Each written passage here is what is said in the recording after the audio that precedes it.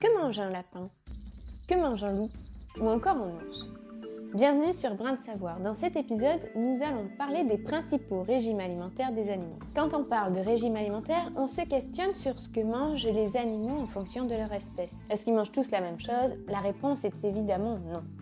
Aujourd'hui, nous allons découvrir le régime alimentaire des carnivores, des végétariens et des omnivores. Commençons par les carnivores. Les carnivores représentent le groupe des espèces qui vont se nourrir de chair, de viande. Ce sont souvent le cas des prédateurs, comme le lion ou le loup. Mais il y a aussi des régimes alimentaires dans les carnivores qui sont beaucoup plus spécifiques. Nous avons les charognards, comme la hyène ou le vautour, qui vont se nourrir des dépouilles qu'auront laissées les autres prédateurs une fois qu'ils auront chassé et qui se seront alimentés.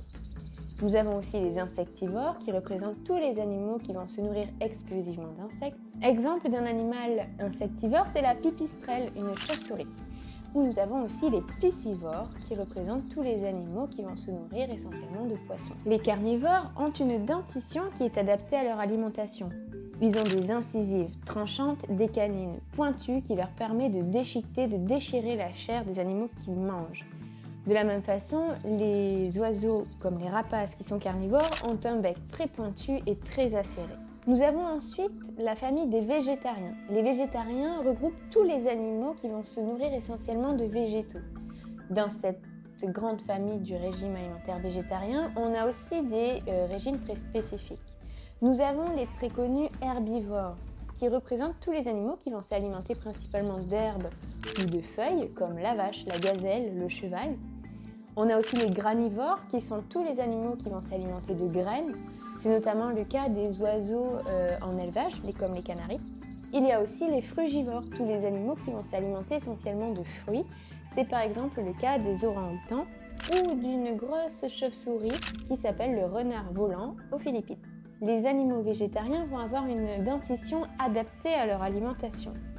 Ils vont avoir des incisives très coupantes pour pouvoir couper l'herbe par exemple. Ils ont surtout des prémolaires et des molaires très larges avec peu de relief pour pouvoir mâcher et écraser tous les aliments. Le dernier régime alimentaire dont je voulais vous parler aujourd'hui, ce sont les omnivores. Les omnivores représentent tous les animaux qui vont s'alimenter d'aliments d'origine végétale et d'aliments d'origine animale. On parle souvent d'animaux opportunistes, c'est-à-dire qu'ils vont manger ce qui se trouve à leur disposition. Par exemple, l'ours va manger ce qui se trouve autour de lui et surtout ce qui est présent en fonction de la saison.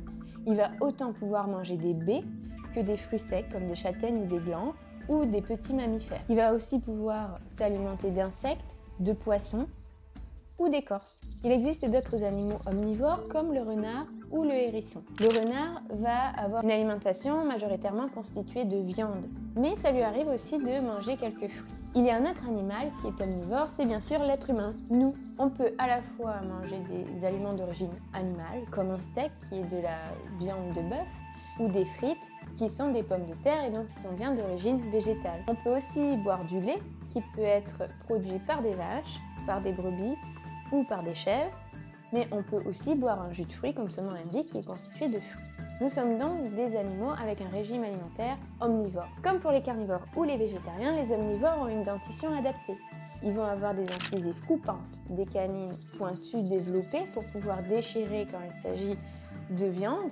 Ils vont aussi avoir des prémolaires et des molaires larges pour pouvoir mastiquer, mâcher et écraser les aliments qu'ils mangent. Vous connaissez maintenant les 3 principaux régimes alimentaires qui se trouvent dans le règne animal.